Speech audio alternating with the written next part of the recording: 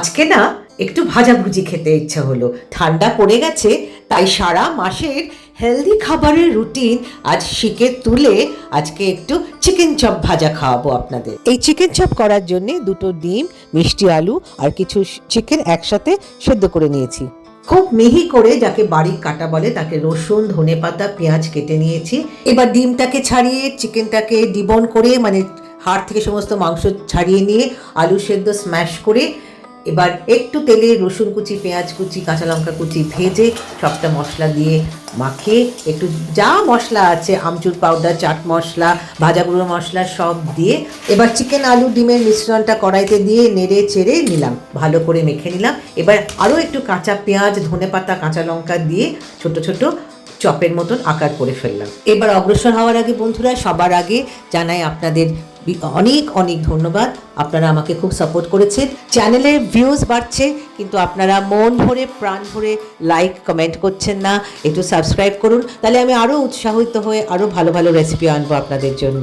একটু like, share, comment and অবশ্যই subscribe করুন। একটা প্রশ্ন ছিল লাস্ট ভিডিওতে যে কাঁচা লঙ্কা ইন্ডিয়াতে আসার আগে ভারতীয়রা ঝালের জন্য কি ব্যবহার করতো।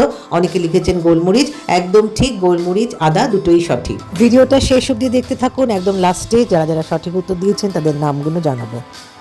আজকের প্রশ্ন হলো, ভারতবর্ষে মুরগি খাওয়ার প্রচলন কারা শুরু করেছিল? চিকেনের মিশ্রণটাকে একটা চপের শেপ দিয়ে আগে ডিমে, তারপরে ব্রেড ক্রাম্পে রোল করে নিলাম, তারপরে আর একবার খুব ভালো করে শেপ করে আর একবার ডিমে রোল করে আবার ব্রেড ক্রাম্পসে ভালো করে রোল করে চতুর্দিকে সব দিকে ব্রেড ক্রাম্পস লাগিয়ে নিলাম।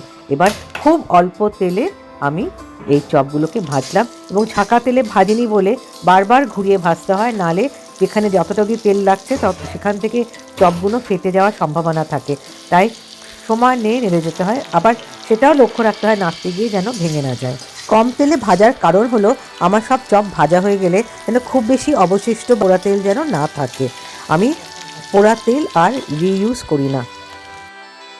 আমাদের গরম গরম চিকেন চপ রেডি, এবার খাওয়ার পালা। অমৃত, দারুণ। ধনেপাতা, কাঁচা লঙ্কা আর ভাজা গুঁড়োর মশলায় ভরপুর, কি সুন্দর গন্ধ। ভাজা গুঁড়ো মশলা, পেঁয়াজ, রসুন আর আমচুরা চাট মশলার টেস্টটা এনহ্যান্স করেছেন, দারুণ। আমার প্রশ্নে সঠিক উত্তর দিয়েছেন সুমিতা চক্রবর্তী ও ইনারভিল থেকে দোয়েল মুখার্জি। উত্তর দেওয়ার জন্য অসংখ্য ধন্যবাদ, ভিডিওটা সাপোর্ট করার জন্য অসংখ্য ধন্যবাদ। আজকের প্রশ্নের উত্তর পরের ভিডিওতে পাবেন।